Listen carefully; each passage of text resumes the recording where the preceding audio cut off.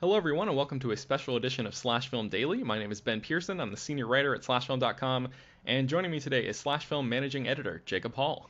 Hello, hello. So, if this is your first time listening to the podcast, you should probably know that our normal episodes consist of the Slash Film staff members discussing the biggest entertainment news of the day, but today we're actually doing one of our Writer's Room episodes where we hash out some specifics about a couple of upcoming articles that we're writing. So, this episode is going to be devoted entirely to Game of Thrones. And we should say up top that we don't have any inside knowledge of what's going to happen in the 8th and final season, but we are going to spoil everything that has happened in the show up until this point, basically. Everything. We're going to spoil pretty much some of the biggest moments ever. And it also should be said that we're going to be trying to hash out 3 separate features that Ben and I will be collaborating on to go up later this week. Or I guess as you're reading this or listening to this, you may have already read them. But we have not discussed this in advance. You're going to be hearing the actual raw conversations as we figure out what belongs in each of these features. So Ben, what are we figuring out today? So we're going to talk about the top 10 episodes. I think is maybe what we're going to aim for 10. We might end up fudging that a little bit. So the best episodes of the show. But we'll sort of tack on a season ranking, an overall season ranking, and see if we can agree on that. And then the moments. That's the one for me, I think, that's going to be the most contentious, is like narrowing down the best moments in the history of Game of Thrones. And then also we're going to do some like yearbook superlatives, like, you know, we'll get to those at the end, but if we even have time. But I think those first 2 are the ones that people are really going to want to hear about. So should we just dive in, Jacob? Should we just get started? Yeah, real quick, I want to hear one thing. When I made my list of best moments, I have more than necessary. I couldn't even trim my own list down. I want your help with that.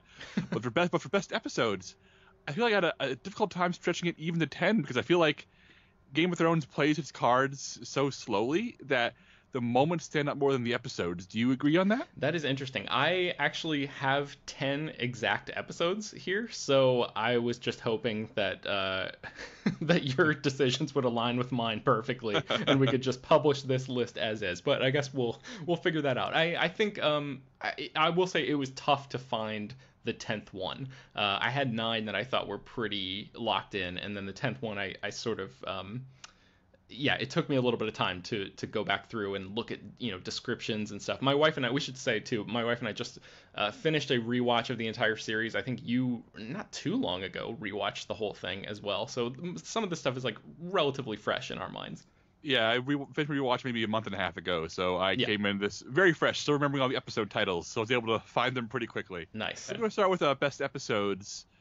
I think we should just both list our number 1, figure out which ones would probably both belong on this list no matter what. What do you say about that? Okay, yeah, interesting. Because I came to this with 10 episodes, but I didn't actually order them. I just figured our joint enjoyment of the episodes would determine the ranking, the number, the numeric. I have a ranking list, for the episode, oh, wow, not for okay. my moment, for my list. So. All right. How about I start with my number 1, and Okay. you can look through your list and pick which one you think deserves to be on the list no matter what. Okay, sure. Because I want to start with my favorite episode of Game of Thrones, which is season 4's The Lion and the Rose, which is almost the entire episode is spent at Joffrey Baratheon's wedding to Marjorie Tyrell. And this has so much of Game of Thrones, so much of what I love about this show, which is putting a bunch of characters in one room with the lingering threat of violence, the lingering threat of humiliation, the intrigue from everybody, watching how characters interact. In one corner, these characters interact this way, but in public or in private they act differently. This person is holding their tongue. This person is saying too much. It is just a phenomenal episode about the royal court. And as the show got bigger and more fantastical in its later seasons with the bigger dragon battles and action and battle scenes, Lion and the Rose stands out as being the absolute best episode that is just purely about how King's Landing is a nest of vipers, and everybody here would backstab anyone else. And I don't think they ever did it better. Man, that is a really good choice. It's not on my list, so I'm interested to see how this is going to work out, because I feel like you and I are mostly on the same page when it comes to Game of Thrones, but I like this that we're digging, sort of drilling down into the specificity of it. I really am curious to see how this whole thing ends up. So just sort of glancing over my list, I think the one that I would be maybe the most sad if it wasn't on this list is, oh God, it's a really a toss up between 3 episodes for me, but I'm just gonna say Oh man, I'm gonna say the Spoils of War, which is season 7, episode 4. Arya returns to Winterfell in this episode, and she reunites with Sansa and Bran. Arya and Brienne have their little sparring match in the Winterfell court area. Jon shows Daenerys the cave paintings of the White Walkers at Dragonstone, and most famously for this episode, Dany jumps on Drogon's back and torches the Lannister caravan as the Dothraki horde attacks, and it's like this really sustained battle scene at the end of the episode that I think set all sorts of TV records for like the most people set on fire in one scene and all sorts of crazy stuff like that. But I mean, this is at the end of or at the middle of season 7, and so it means I watched it the most recently and pretty recently, and I was just blown away all over again by this episode. I think, people put a lot of stock into like the Battle of the Bastards episode, for example, but I think this is, on a technical level, I understand like the punishing production schedule of something like Battle of the Bastards, where it's like tons of actual extras fighting around in the dirt and the muck and all of that. But from a visual perspective, like the majesty of Drogon just torching all of these, people and carts and all of this stuff, I feel like the Spoils of War is like one of the highlights of the entire show for me. I agree. It's number 5 on my list, and right. I think we can lock this one in. And one thing you didn't mention that I want to mention is what makes that final battle so special. It's not just that it's this magnificently staged fight between the Lannisters, the Dothraki, and friggin' dragons, but that we are genuinely concerned for both sides. We do not want to see Daenerys die, but we also do not want to see Bronn and Jaime die.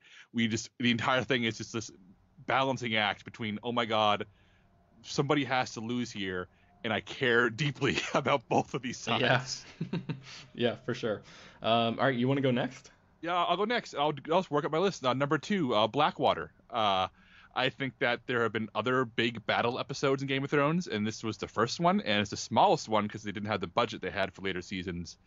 But in terms of actually building the anticipation toward the battle, the quiet before the storm, the civilians and royalty waiting outside of the battle to see if they're going to be pillaged and raped or if they're going to be okay, the quiet moments make this entire siege so effective and so terrifying. And whereas other, like, for example, Watch on the Wall from season 5 is a much bigger, more grandiose battle, but I don't care about most of the people doing the fighting. Whereas in Blackwater, I'm worried about Tyrion, I'm worried about Sansa, I'm worried about the Hound. I'm fascinated to see how Joffrey reacts when he's faced with actual challenges. I want to know, will Stannis' plan work? And I love the details beforehand. I like the preparation. I like everybody waiting for the inevitable, waiting for it to happen. I love Bronn getting drunk and singing with the Hound, singing with his troops before confronting the Hound and almost getting a fight.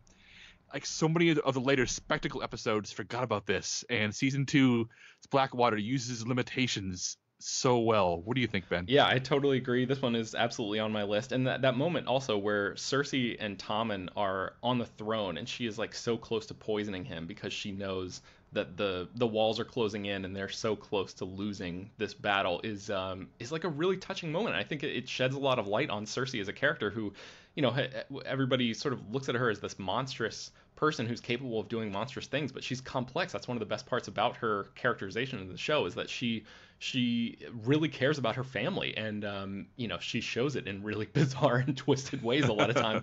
But that's one of the few instances where Cersei is alone with one of her children and actually spends actually shows emotion in a way that's not just oftentimes she's just sort of like in the background, like lording around and being like a matriarch figure for her kids who are making decisions. But this is one of those times where she shows herself being a mother to a child, really, and it's sort of heartbreaking in that way. So yeah, there's so much to like about this. Obviously, like the glorious green explosion at the end. I mean, it's like one of the first times that Game of Thrones really had the budget to show something that like made people's jaw drops and or made people's jaws drop, and also the surprise element too, like the strategic stuff. For people who hadn't read the books, this was probably a big twist for a lot of people. So it's a great episode for sure.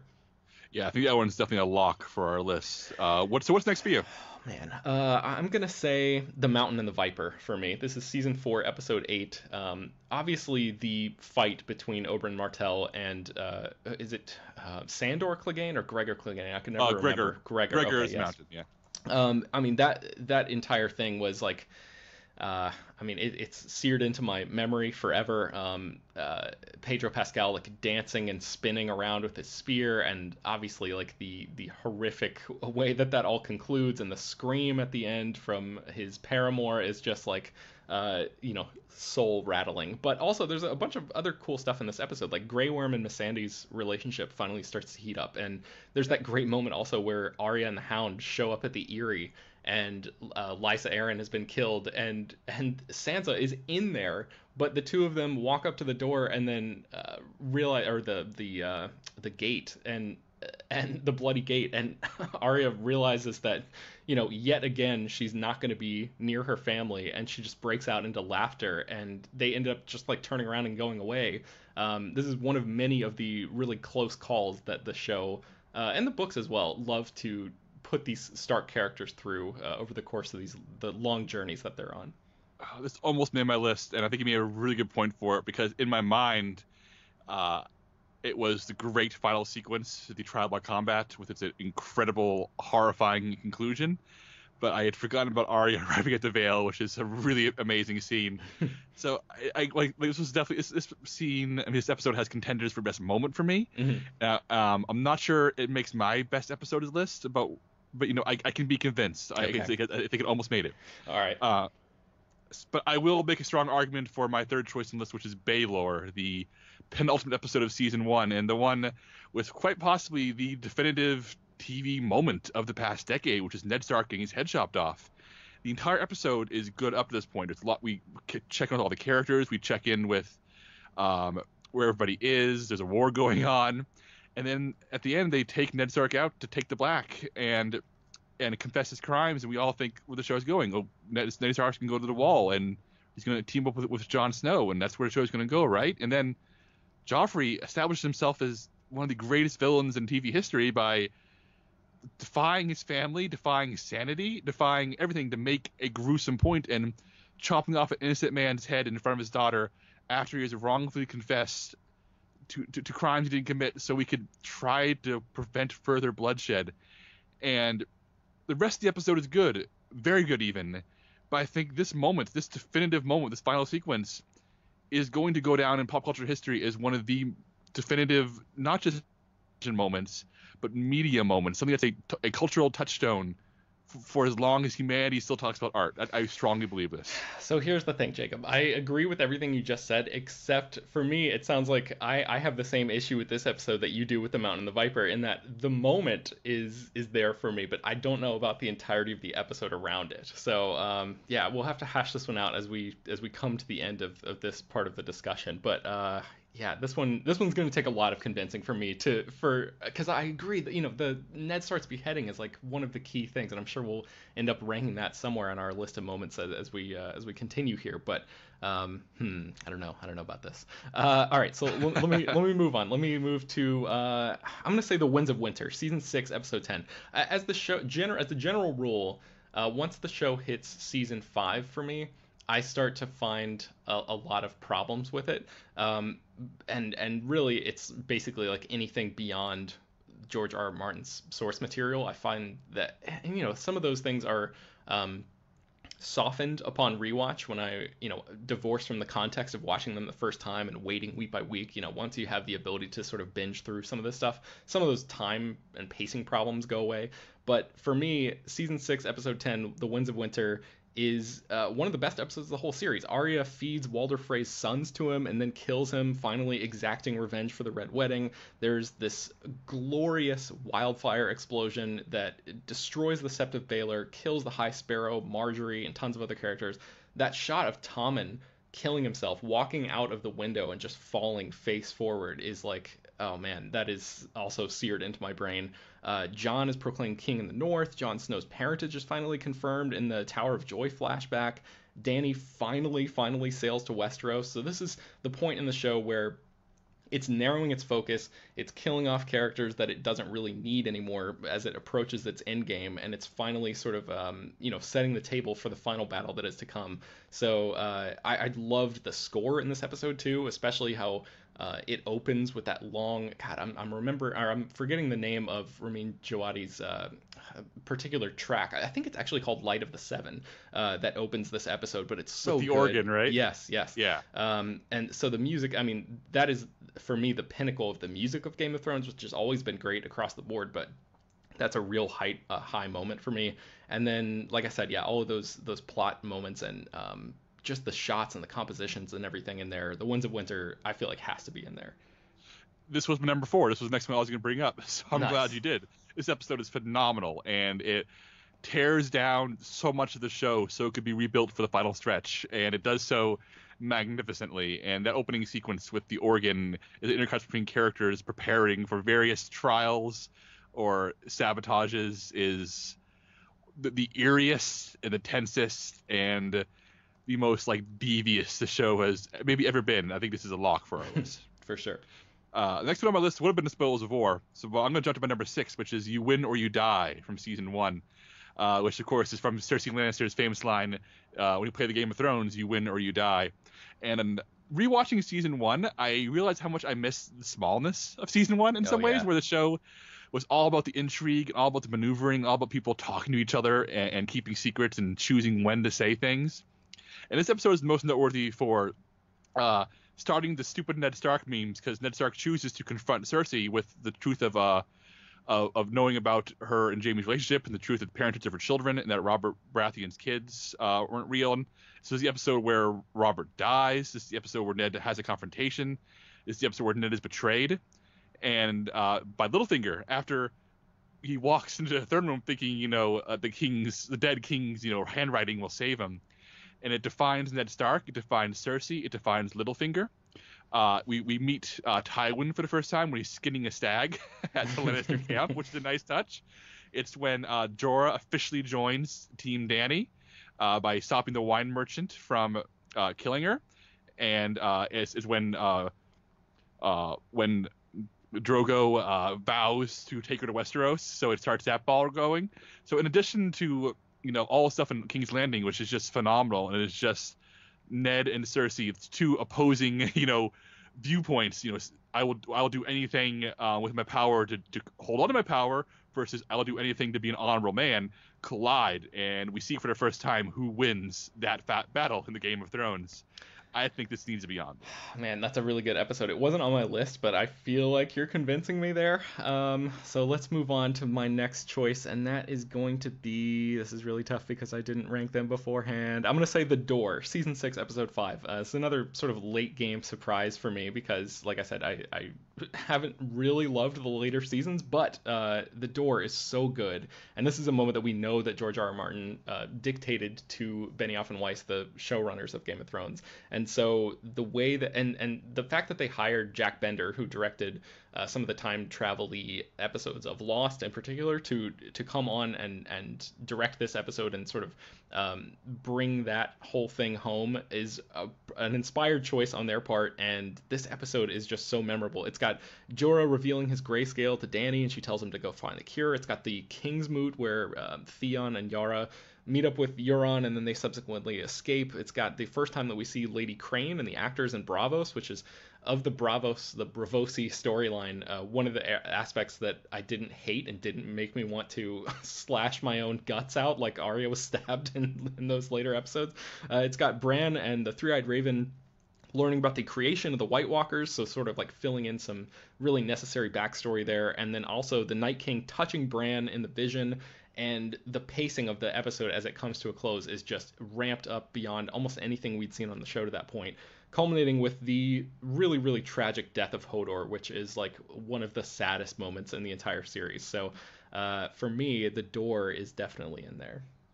Door was my number 8, and I do believe it also belongs on the list. And after, I think the Bran North of the Wall stuff is oftentimes really boring for a show that I find exciting, and this really justifies a lot of that, and it gives a really successful solution to a mystery I didn't know we needed solved, which is Hodor. Mm-hmm. And it establishes Bran's powers in a way that establishes him as something horrifying. Like, he's not a superhero. He causes the destruction of a human being over the course of decades by time traveling and using psychic abilities. It is heartbreaking and harrowing, and yes, it belongs on a list. All right. What's your next choice? Oh, man. I'm going to talk about Season 5, Ben. You may know where I'm going with this, because Season 5 is bad. Especially, the worst episode of the entire series is Unbowed, Unbent, Unbroken from this season. It is absolute nightmare. But it features Hardhome, which is what The Walking Dead wished it was. This is a heavy metal album brought to life. It is knights versus zombies versus White Walkers in this on this icy coast, and with the final image of the Night King raising his hands to renew his army with all the fallen.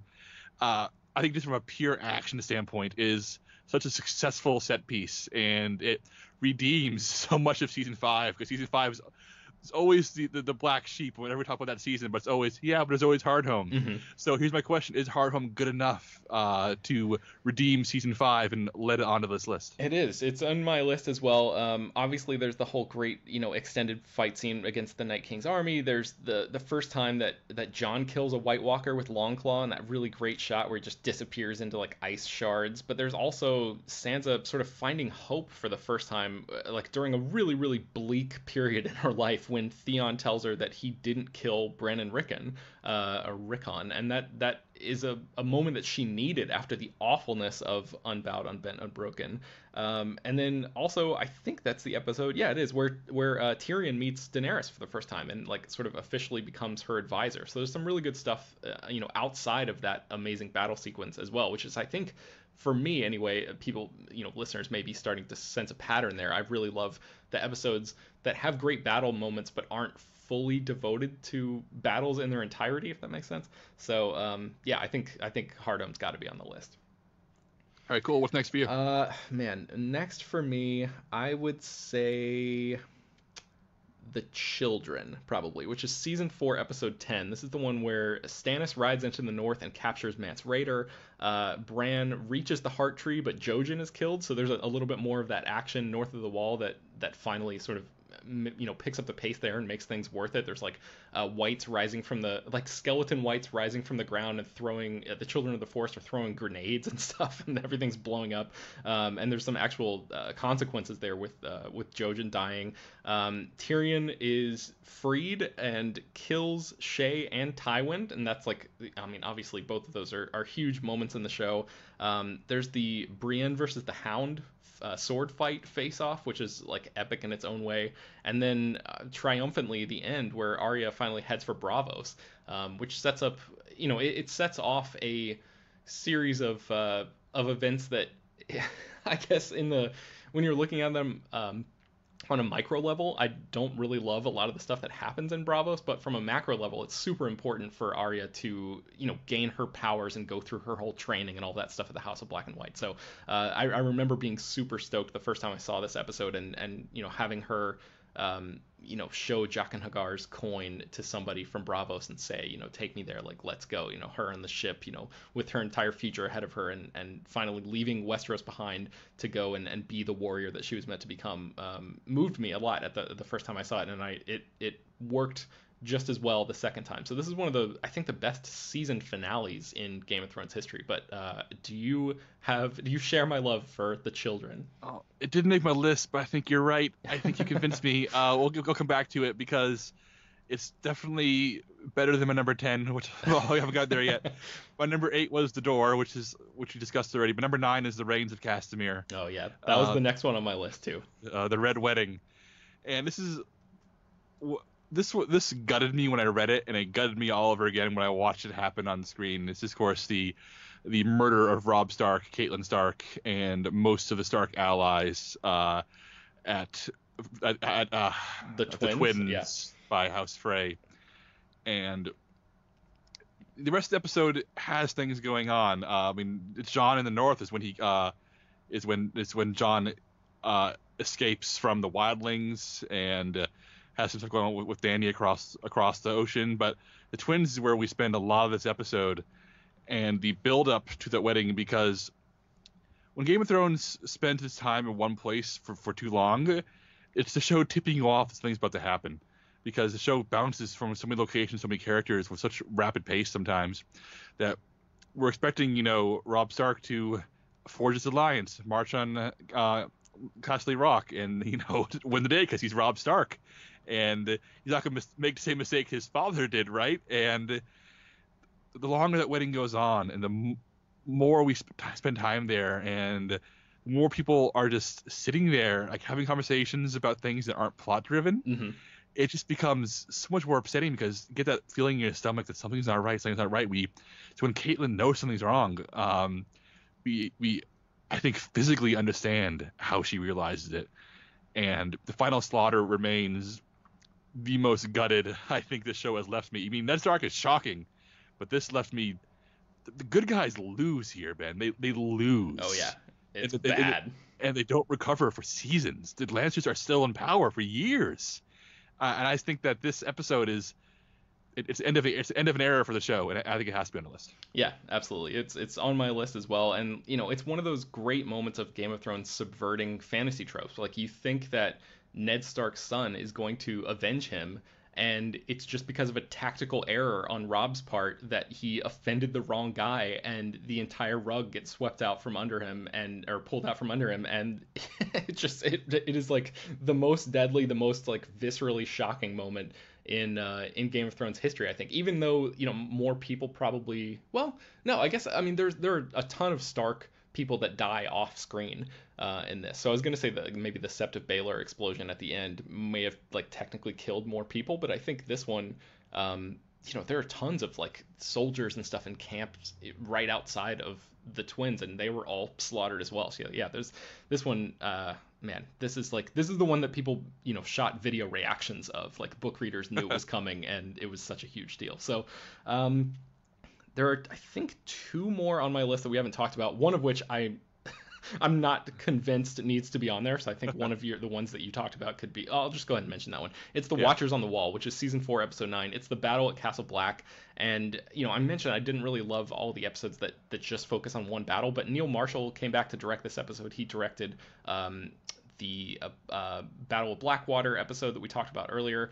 And Ygritte's death is the moment. The relationship between Jon Snow and Ygritte comes to a sad end in this episode, and that's the one where I was like searching for episodes to fill out the rest of this list, and I was like, I guess I could see that one making the cut, but I think you probably have made a stronger case for either some of the other ones that you've mentioned here, so we can go back and forth on that. Did you have any other? Did you talk about all of them yet? Did you hit your? I have one more left. Okay, what's that? Honestly, it's not going to hang. Looking at our list now, I think that the children should be in this slot, and this is the Laws of Gods and Men from season 4, which is the actual trial of Tyrion Lannister.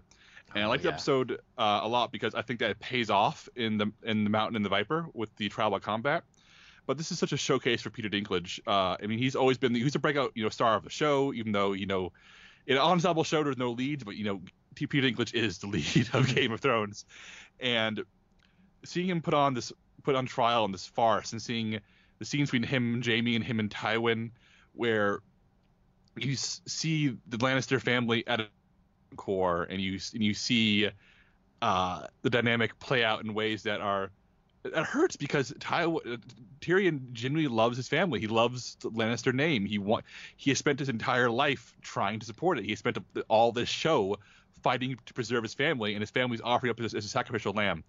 And the sequence where Tyrion says, I'm on trial for being a dwarf, it is maybe my favorite Peter Dinklage moment in the entire series, because I think there's a lot of truth in that moment, and there's a lot of him as a human being coming through that. It's because as a little person in modern world, he is facing the same friggin' things that Tyrion Lannister is facing, and that's a shame, and it's hard, and having him act that out here really hits hard. But looking at the rest of this list, I think I'm okay cutting this one. Yeah, I agree. The only other one that I would maybe make an argument for is season 1, episode 1, the pilot, Winter is Coming. Just because of the way that it sets the stage for everything. You get that great introduction to Ned, teaching his kids, talking about having to be the one who swings the sword and actually carries out the execution. You know, establishing this guy who you think is going to be the grand hero of this whole story.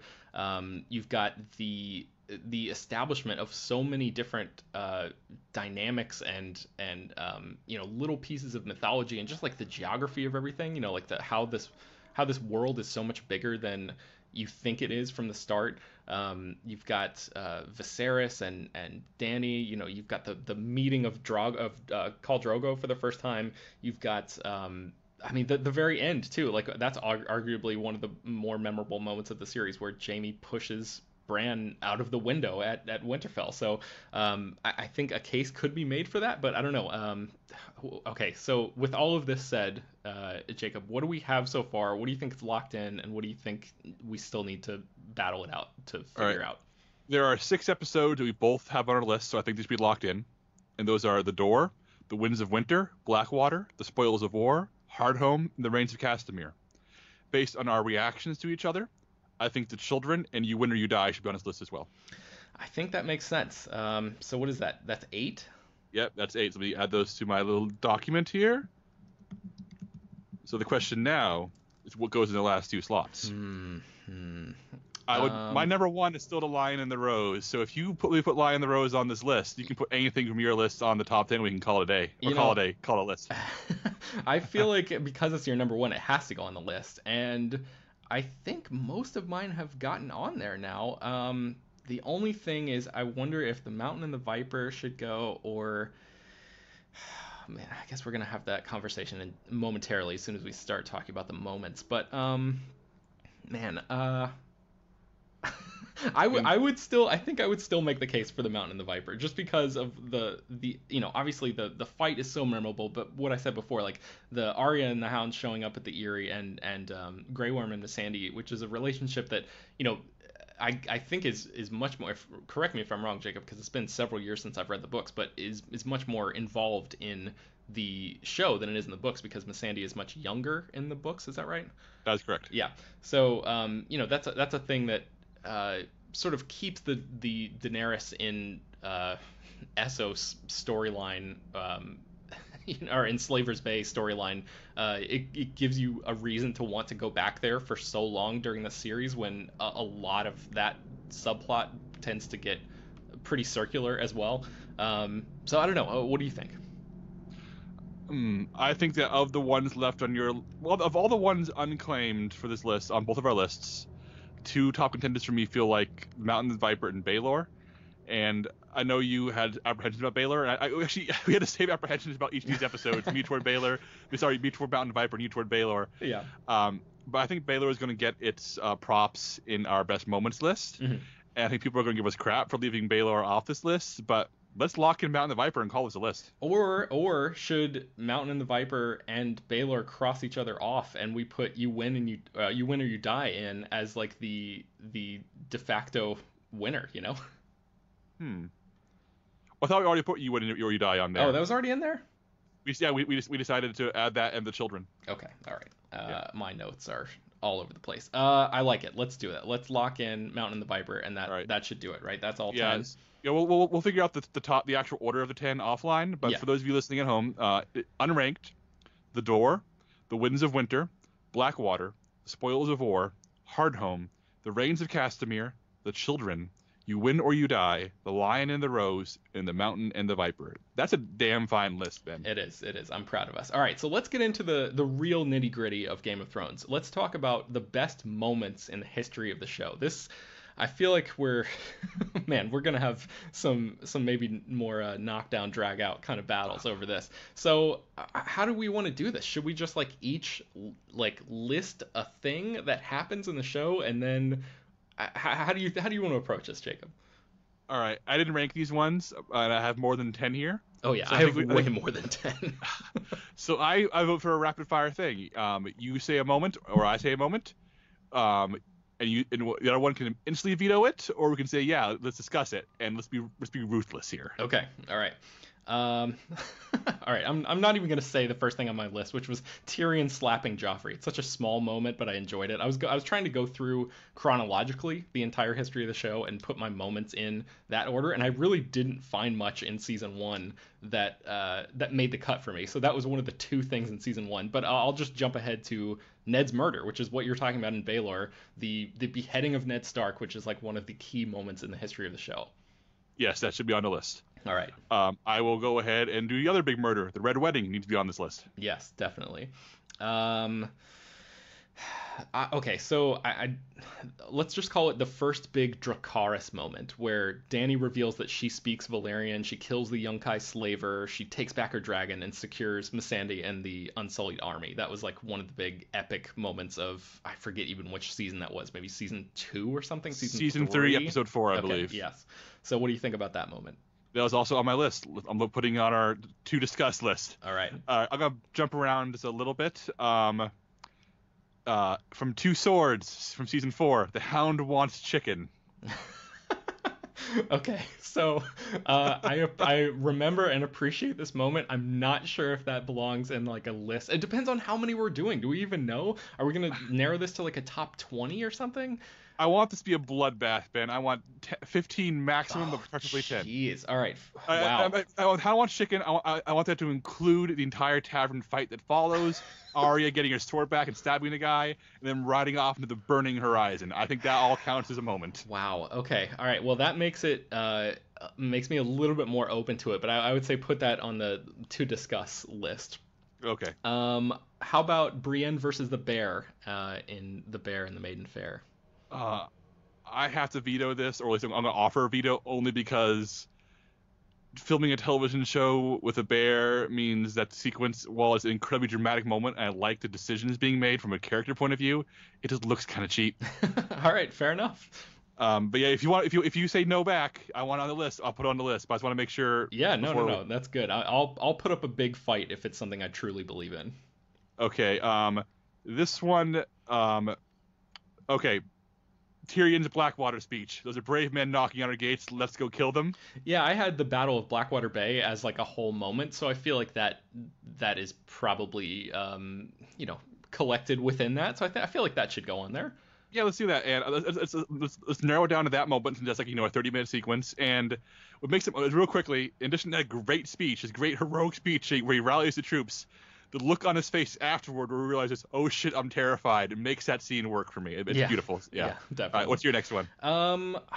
Okay, so I will be your champion when Oberyn Martell comes to Tyrion in the dungeon. What do you think?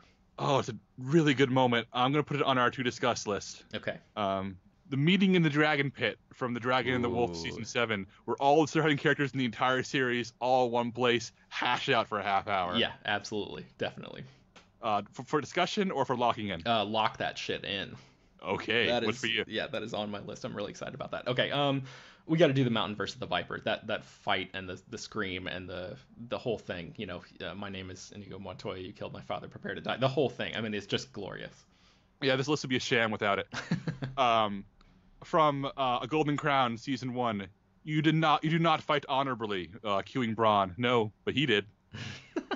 That's a great moment. I'm not sure if it should be in here. For being ruthless, I gotta say, I should probably veto that. I know that you're very passionate about the Bronn character, so I apologize in advance. But I love Bronn. Maybe we'll get Bronn on this list. I'm cool cutting it because this list is gonna be a bloodbath. But I do think that's just a perfect moment summing up who Bronn is and summing up so much of the show's ethos. But yeah, I'm deleting it right now. What's next for you? How about maybe Hodor's death? I know we talked about it already, but just the way that whole episode culminates, and like you were saying before, I think about something else, like the answers to questions that you didn't even know that you had, that you needed, like the way it's so heartbreaking. Yeah, I have Hold the Door on my list here. Yes. So I think Hold the Door and all related to it makes the list. Yes. Okay, how about the Queen of Thorns downing the poison and telling Jaime, tell Cersei it was me. Yes, I have that on my list as well. It's such a great moment. Yeah, so maybe the most boss exit of the entire series. Yeah, I think so. Let's see. Maybe I'm trying to rank these in order of like importance instead of order of chronology now. Okay, so here's one that's way smaller, but I think is really really important, and that's Jaime and Brienne in the cave when he talks about how he stabbed the Mad King in the back and why, and that's like the moment where Jaime Lannister as a character is completely recontextualized for the audience, and it turns him from this creepy guy who has sex with his own sister into a sort of tragic hero character, even though he's done terrible things. It adds some extra shading to that character and really sort of gets you on his side for the first time, I think. Ben, I know you think it's a small moment, but I have JB's hot tub confession on my list. All right. So let's lock that one in. Yeah, I think so. Okay. This one needs no introduction. The Night King raises his arms in Hardhome. Yeah, that's got to be on there. Man, that's such a good visual. All right, how about you? I'm gonna say, okay, here's a moment that I don't know if you're gonna buy, but I would make the case for it, which is Arya finally looking Jaqen H'ghar in the face and saying, "A girl is Arya Stark of Winterfell, and I'm going home." What do you think about that? It's good, but I hate all the House Black and White stuff, so let's put it in the discussion stuff for now. Okay. All right, how about one I think we can both agree on? Jorah Mormont wakes up to find Dany alive with 3 dragons. Yeah, I think so. Yeah, I actually forgot about that moment, but as soon as you mentioned it, it's like, of course, that should be on here. Yeah, but you, what's next for you? How about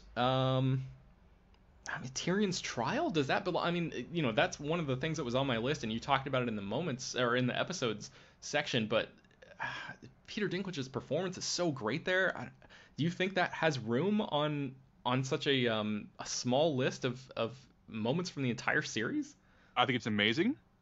But I think we already have an amazing Peter Dinklage monologue on this with Blackwater. Yeah. And we have his trial represented already with the Mountain versus the Viper, so I think we should probably cut it. Okay. All right. Fair enough.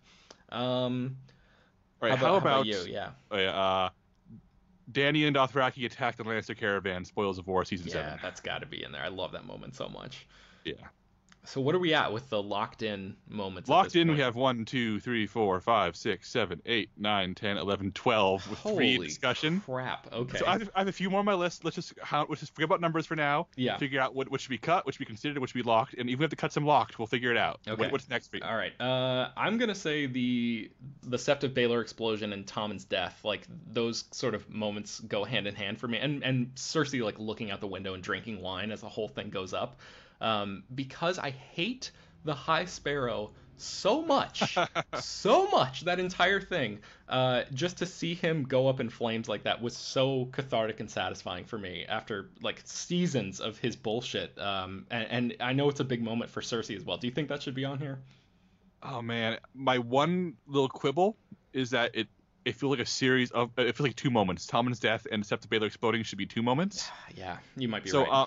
So here's my question: as powerful as Sept of Baelor is blowing up, I think the shot of Tommen's death sums up the episode better than anything. Yeah. We should just make it that moment. I agree. Yep, that sounds good. Okay. All right. This is a moment I personally love. I'm worried after looking at this list that's almost too quaint, which is Tyrion telling Littlefinger, Pycelle, and Varys 3 different stories to figure out which one of them is Cersei's mole. Oh man, that says so much about his character, but on a list like this, I don't know if it's gonna fly. I also love that moment. And sort of the same thing with like Jaime losing his hand, which is another thing that was on my list. It's like it's the same concept as Ned being beheaded. It's like the show telling you that nobody's safe. Even the characters that you think are big deals are not always impervious to the ruthlessness of the residents of Westeros. So I feel like that one shouldn't make the cut just because the general idea of it is sort of encapsulated in Ned's murder, which is already on the list. Yeah, let's cut Tyrion tricking them and the hand chop off. I feel like we already have some good Tyrion stuff on this list, and I think Jaime's confession to Brienne is a more lasting moment than the hand actually being lost. Yeah. Lysa through the moon door, that's another one that like maybe on a list of 50 would be on there, but probably not on such a small list like this. Let me throw out one more. Let me say yeah, I, I'm almost, I can almost hear your response already, but I'm going to say it anyway, just for the listeners, so they know that we're not forgetting these great moments. Tyrion and Jorah sailing through Valyria and encountering the Stone Men for the first time. What do you think about that? It's real good. It doesn't make my top 15. Okay, all right, fair enough. I'm gonna go ahead and chop off my last two because I don't think they cut it. Which is any scene with Arya and Tywin in season 2. Oh yeah. Because I think everything between Charles Dance and Maisie Williams is like electric, but I also have a really hard time narrowing it down to one scene, and I think that's a problem. So I want to give my props to those two actors in Harrenhal, just doing incredible work together. Yeah. But I think I can let it go. And one you mentioned earlier, Arya's laugh after learning her aunt died. Yeah. That is an incredible moment, and I'd put it on this list before I put Arya's going home on it. But what do you think? I feel like maybe the Purple Wedding should go on the list before that. What do you think? Joffrey's death and that's my number 1 episode. So yes, okay, we'll cut Arya's laugh and put Purple Wedding up on discussion. I'm trying to think if there's any. I'm just like blasting through a lot of my sort of leftover answers here, like Drogon swooping in to stop the Sons of the Harpy attack in the fighting pits, which was a cool moment at the time, but like CGI is bad. Yeah, dramatically it works, but technically it doesn't. And even like Cersei's Walk of Shame. I mean, it's a great moment, but I'm not sure that it fits in this. Same thing with like the fight at the Tower of Joy, the flashback that Bran is watching with his dad and like Howland Reed and those guys. It's some really great sword play, but I just don't know if it stands for a list like this. We're cutting bone here, Ben. These are bones. You got to go. Yeah, definitely. Okay, how about the Hound versus Beric Dondarrion in the cave when we see Beric resurrected? It's really good. I would fight for the Hound in the tavern with Arya before I fought for that. All right, fair enough. And then I think I only have like a couple more. So Jon and Ygritte in the cave. There was I think in that same episode as Jaime and Brienne, there was another cave scene. Jon Snow proving that he doesn't quite know nothing. I love this scene, and I love that Jon Snow apparently invented oral sex. But it is no, I think those two have great chemistry, and I love those two together. I just feel like I don't feel like it can make this list. All right, fair enough. Yeah. Hound versus Brienne, that fight with Arya sort of watching, and I think Pod is there as well, watching on from the side. What do you think about that? Let's put this into discussion one. I do like this scene. Okay. And then Dany burning the Temple of the Dosh Khaleen late in the series. What do you think about that one?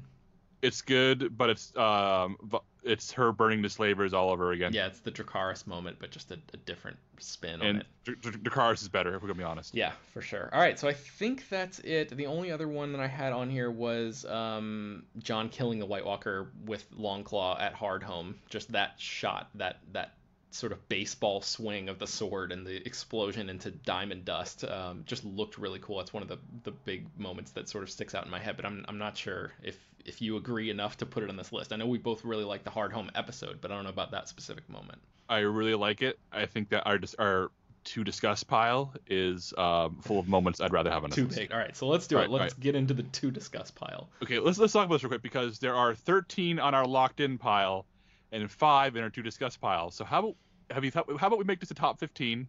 Okay. Pick 2 from our to discuss pile and axe the others and call this list to go. I think so, yes. All right, so here's what's not locked in and up for discussion for these final 2 slots. Oberyn saying he'll be Tyrion's champion. The Hound wants chicken in the ensuing tavern fight. Arya tells Jaqen she is going home. The Purple Wedding with Joffrey's death. And the Hound versus Brienne. Oh, man. Well, all right, gut reaction for you. Which of those 2 jump out at you? Of those, tavern fight, hands down. It's my favorite moment of this little column. Okay, and just for people who maybe don't know the full shorthand, explain that scene just in a little bit more detail in case it's going over people's heads. It's in the beginning of season 4 when the Hound abducted Arya in season 3, took her to the twins just in time for her family to be massacred.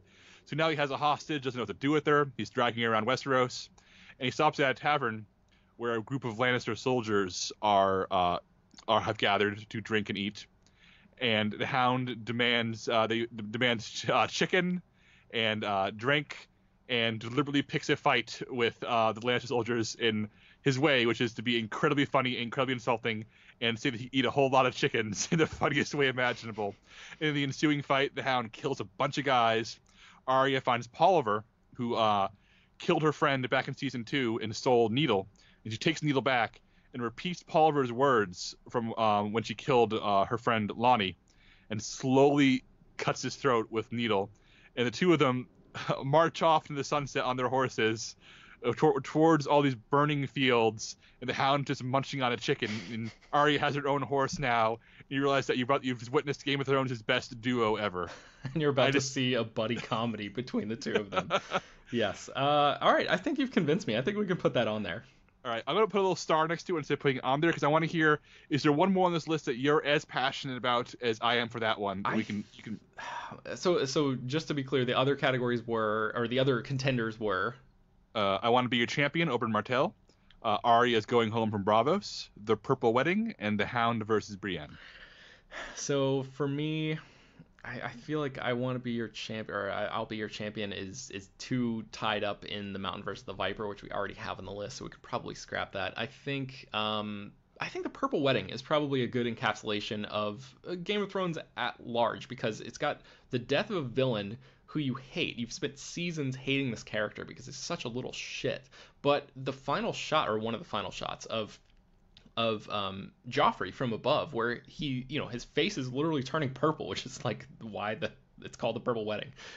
In like blood is like dripping out of his nose. It's like a horrific image, and you realize in that moment that there's some humanity to this kid. He is a kid. He is undoubtedly a piece of shit, but he's also a person, and like, you kind of feel bad despite yourself for for enjoying his death. And I feel like that kind of complexity is something that Game of Thrones gets at and not a lot of other shows do. What do you think about that? I think you're right. I think not only is it an incredibly memorable death, but Cersei's reaction to this monster dying is so like horrifying to watch. Mm-hmm. And the fact that we're cheering for the death of this villain, but it immediately results in everyone's favorite character being put in prison. Yeah, is the most Game of Thrones thing to ever happen. So how about we put these two on the list, delete the others, and we have our top 15. Okay, I like it. All right, so let's move on into our final... Oh, do you want me to read it off real quick? Oh, yeah, do that. Okay, yeah. So let's be at home. Following along, here's our top 15 unranked. The Execution of Ned Stark, The Red Wedding, Dany burns the slavers, Those are brave men knocking on our gate, The Meat Pit, The Viper versus the Mountain, Hold the Door, Tell Cersei it was me, Jaime's Hot Tub Confession, The Night King raises his arms, Dany is alive with newborn dragons, Dany's forces attack the Lannister caravan, Tommen's death, The Hound wants chicken, and The Purple Wedding. Oh man, that's like a greatest hits, like a highlight reel of the whole show. I love it. Yeah, I feel like we captured a lot there. I'm very happy with that. Okay, so let's get into... I'm not even sure how we're going to really do this, but this is what we're calling like yearbook superlatives for the surviving Game of Thrones characters. So to be clear, anybody who is dead in the show at this point is not eligible for any of these categories, even though several dead characters would be perfect fits for a lot of these. I think Jacob and I just sort of like threw out a bunch of categories, and I think we're just going to sort of blow through them one by one and see. I don't know, Jacob, what do you think? Should we just like see if we both agree that the same person should be bestowed this honor, or should we, and if it's not, then we'll just sort of make our case for why we think that person should be given that particular superlative? This is the joke category, so I'm not prepared to fight too hard for most of these. So how about we'll just rotate. I'll announce the category. Okay. You say who you pick. I say who I pick. We come to a quick decision between the two. We just not fight about it. Then you say the next category, and we just repeat the process. Okay, sounds good. All right, so I'll start. So these are those are the characters who have survived the 4 years of high school that is Westeros. This is coming into the final year, the yearbook. So who wins the life of the party? I would say Tyrion Lannister is the life of the party. I don't know about you. I have also given this to Tyrion Lannister. What's the next category, Ben? Most likely to end up on the Iron Throne. Who do you got? I say Jon Snow because nothing goes right for anyone on the show, and he's the last person who wants it, so he'll get it. Man, I have Daenerys Targaryen, and I just feel like the show has been leading to that, and it's gonna be like a bittersweet accomplishment if she finally gets it. Like it's not gonna be what she thought it was the whole time. Maybe Jon, her lover, is gonna die in the process. I don't know. I think you know what? I'm cool with this because I have Jon for a few other categories. Jon Snow pops up at least twice more on my list, so Okay. let's give this one to Danny. Yeah, that's good because I think he's only on my list one other time, so that'll work. right. All right, so next up is most likely to be double crossed. Who do you have here? Jon Snow again. Jon He is his Snow. father's son. Oh, I'm sorry. He is his uncle's son. Yes, indeed. I had Jamie, but I feel like you could be right there. I guess Jamie would have already been double crossed by this point because as far as we know right now, he's like heading north to help out with the battle up in the north. So I don't know if anybody up there, Littlefinger's dead. I don't know if anybody up there would really double cross him. So yeah, let's go with Jon for that one. Okay, sounds good to me. Most likely to double cross. Who do you put? I mean, this one is Cersei Lannister. Like anybody that she comes in contact with, I feel like she's likely to double cross them. What do you think? Oh yeah, that was my choice too. Unanimous. Like even in last season's finale, she's still plotting her double crosses to the war with the undead. Yes. All right. So what's the next category? So most likely to be eaten by a dragon. Who do you have here?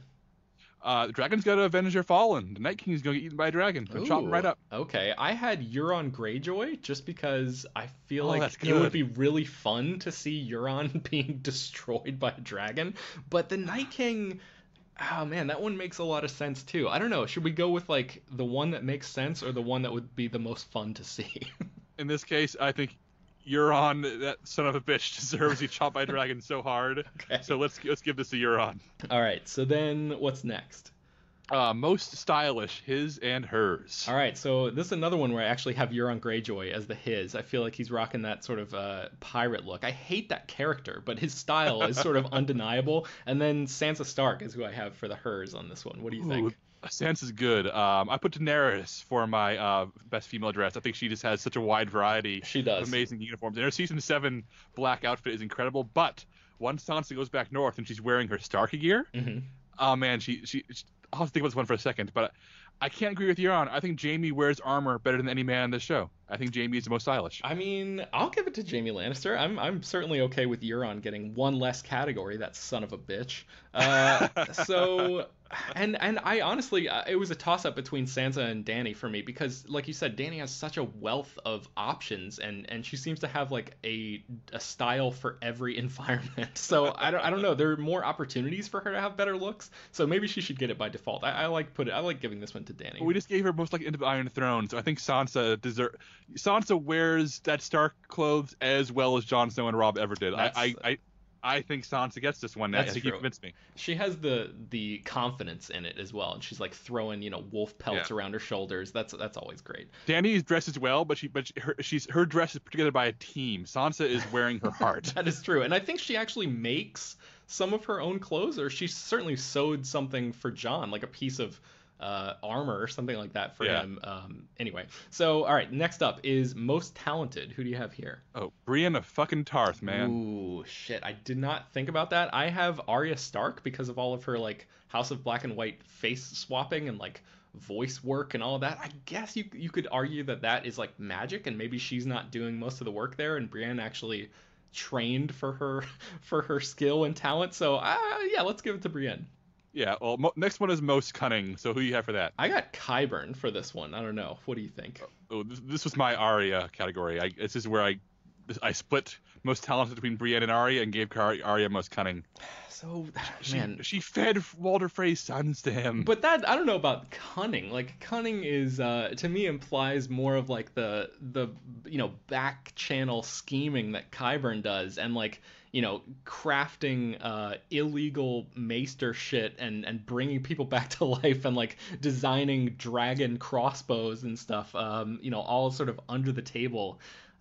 But I don't know. What do you think? Am I making any sense here? How about we say no to both those and put Varys instead? Oh shit! Yeah, that's the perfect answer. How did neither one of us come up with that? Okay, Varys it is. So most evil. I mean, if we were doing dead people, I feel like Ramsay would have to take this, but Cersei is maybe the most evil. I don't know. Who do you have? I put Night King because at least Cersei's a human being. Night King is just pure evil distilled into one cold son of a bitch. That is absolutely true. I'm changing that. Yes, Night King it is. All right, next up, the most devoted family member. And you could take this in a myriad of ways. I'm interested to see how you're going to take it. Who do you got? This was originally my Sansa category, but now that we gave her best most stylish, I'm prepared to be convinced otherwise. Okay, so I'm going to say Samwell Tarly. I feel like he has done almost nothing in the show but read books and be protective of Gilly and Little Sam, and I feel like he's the true family man of this whole thing. Yeah, you're right. He created his own family. His original family is shit, and he made his own. He protected it. I think this is an excellent answer. All right. So what's the next category? Are you reading this one? I've lost. I'll read this one. Okay. Worst family member.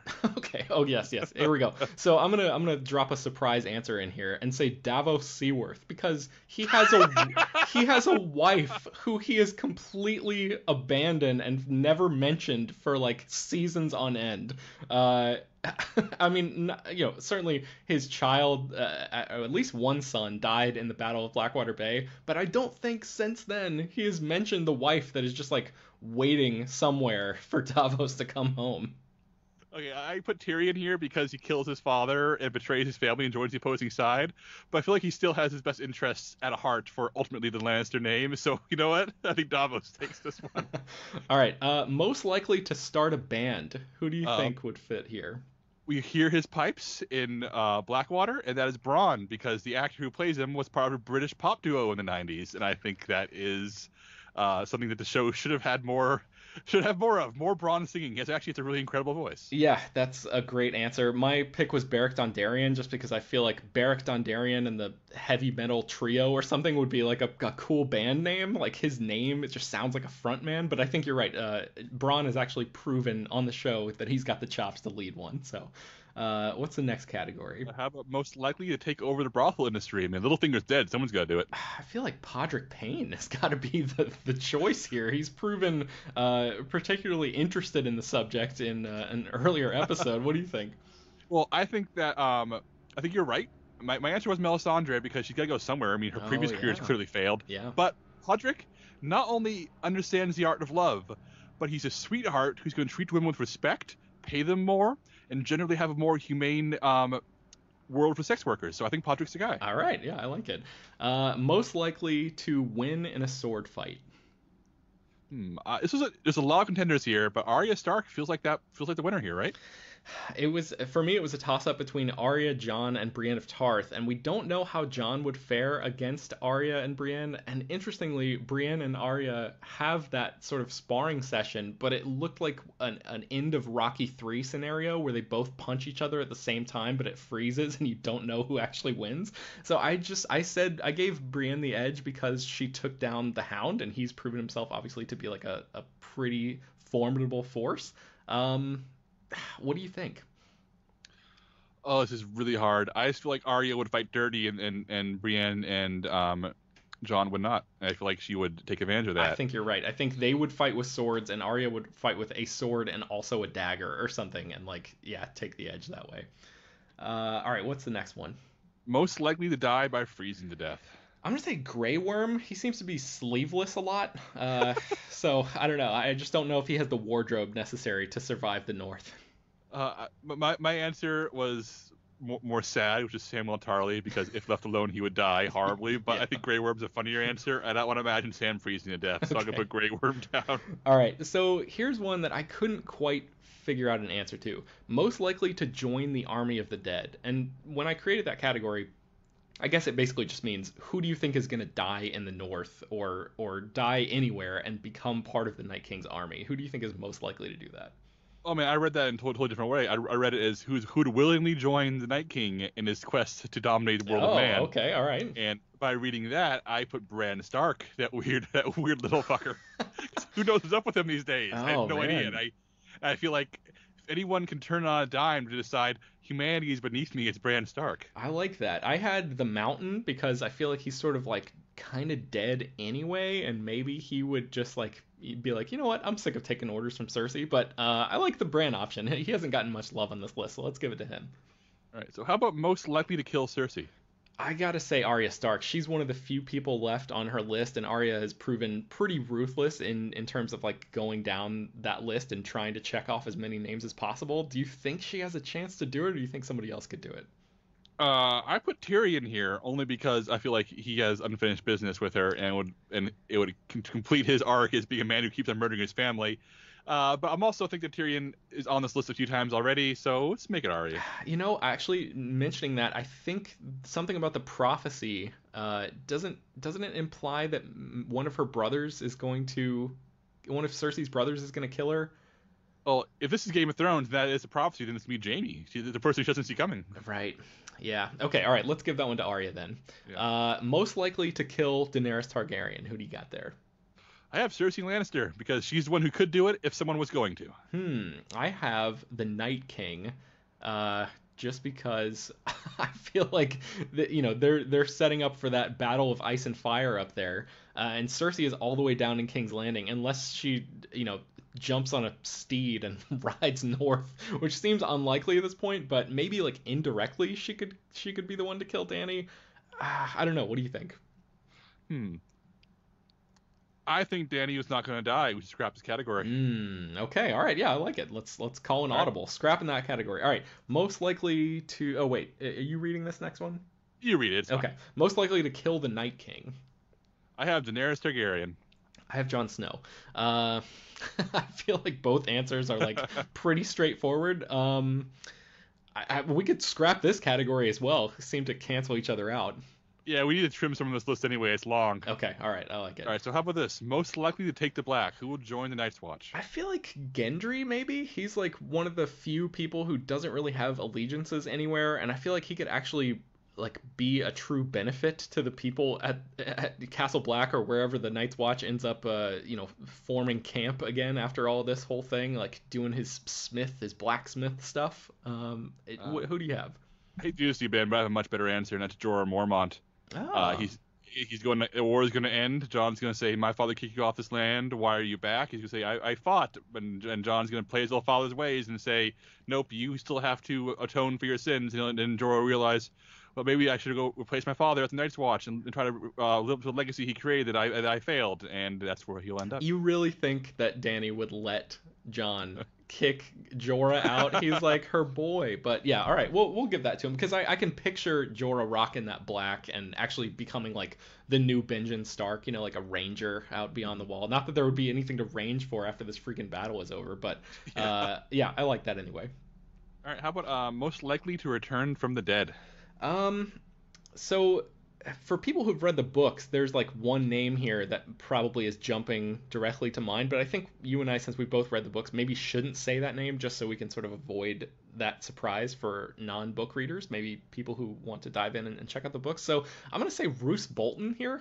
He seems like his body would maybe be far enough north, and he always sort of struck me as like vampiric anyway, so him coming back would be sort of like I don't know, an undead Roose Bolton strikes me as an interesting image. Like Ramsay has been ripped to shreds, so I don't think his body can come back, but maybe his dad. I don't know. What do you think? See, I read this category in a different way, which was who will die and come back to life in the future. And then I put Sandor Clegane because you can't keep him down. He's already died once and come back. So the question is, do we read this as a resurrecting a dead character or a character most likely to essentially get that mortal blow and come back again? Let's give it to the Mountain because I don't like Roose Bolton. I'm talking about the Hound. Oh, Sandor, the Hound. Yeah. I thought that you meant. I thought you meant literally when he came back from the dead, but you just meant he came back from the almost dead and like working with a church sect or whatever. So which Clegane do we give it to? I think both of them make for good answers. Yeah, God. Maybe the Hound. I like the Hound here. Okay. Well, how about best beard? I mean, for me, this is Tormund Giantsbane. I don't know about you. There's no one else. Yeah, there's no one else. Moving on. The best Instagram stories. Let's pretend Instagram exists in Westeros. Who would have the best stories?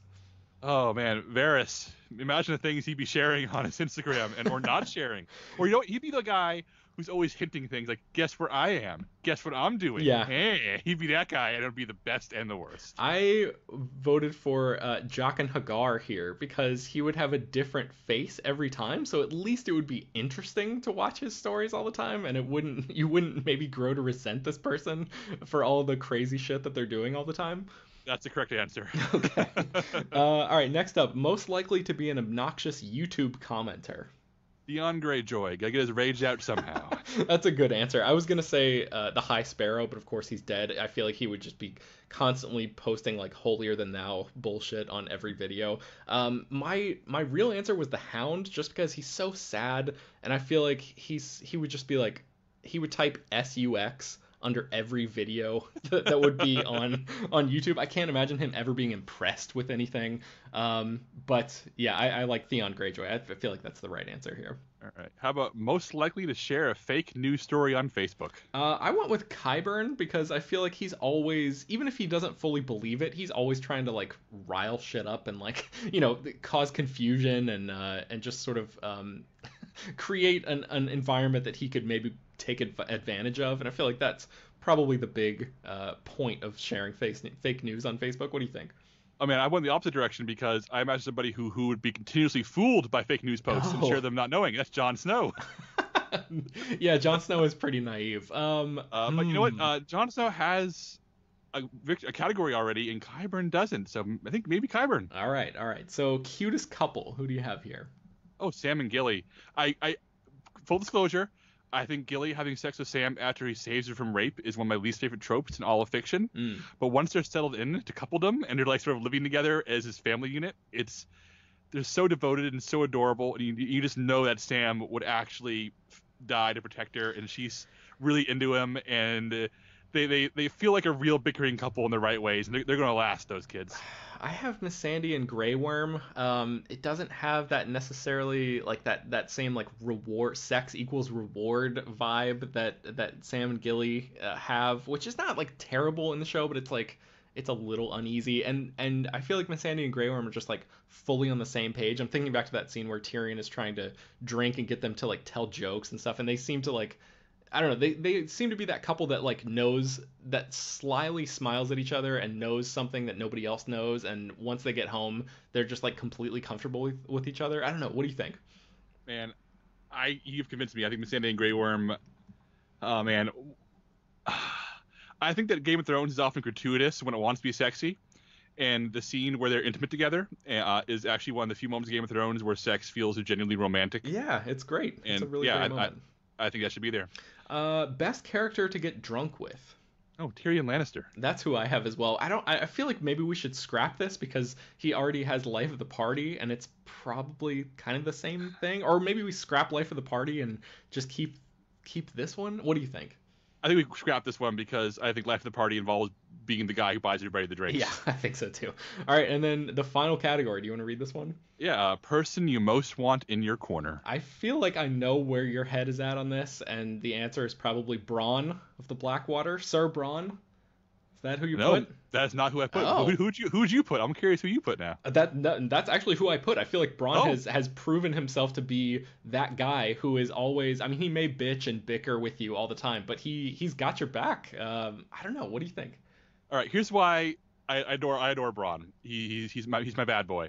But Bronn needs to be paid to be in your corner. Do you know who devotes his entire life to you, fights for you, argues for you in front of the Iron Bank, would die for you, changes the sides for the right people for you? That's Davos Seaworth. Davos Seaworth. Yeah, that's the right answer. That's the better one. I like it. All right, so so that's all of the categories that we have. Do we want to scrap any of these looking back over the people that we've sort of assigned these particular superlatives? No, I think we scrapped the right ones, and I'm happy with this. Okay. Real quickly though, do you want to share your rankings of seasons? Oh yes, from worst to best. Do that. Yeah. So for me, from worst to best. Here we go. Season 7, Season 5. And first of all, Season 7, just because of the pacing issues that we talked about at length last season, we actually wrote a bunch about this. You can find it on /film.com. I encourage people to go back and read that. And like the Beyond the Wall episode, just completely, like my mind was blown in the total wrong way when that happened. So yeah, Season 7, Season 5, Season 2, Season 6, Season 3, Season 1, and I think the best one is Season 4. You know what? I think we're mostly on the same page here, Ben. From worst to best, 5, 7, 2, 3, 6, 1, 4. Oh yeah, very close. Just a couple little switches in there. Yeah, that's good. All well- right, I think we did. Jacob, have we done it? It's an hour and 15 minutes we've been recording. We've done pretty it. close to that. Yeah, and all remains for those who want to know how sausage is made is offline. Ben and I will split these up, write them up in a post, and publish them later this week, or by the time you listen to this, they should be live. But now you know how we got here. All right, so that's going to do it for this episode of Slash Film Daily. Thank you all for listening. If you want, you can rate and review and subscribe and all of that stuff on all of the different podcast platforms. That that's where you can find the show. It's published every weekday, and you can also just go to slashfilm.com and listen to the episodes, stream them directly from there as well. Please send your feedback, questions, comments, and concerns to us at peter@slashfilm.com. If you have any questions, any particular moments that we may have left out that you feel that we left any egregious moments out, then yeah, shoot us an email and let us know what you think. Be sure to leave your name and general geographic location in case we mention your email on the air. And don't forget to rate and review the show. Tell your friends about it. Spread the word any way you can. And thanks for listening, everybody. We'll see you next time.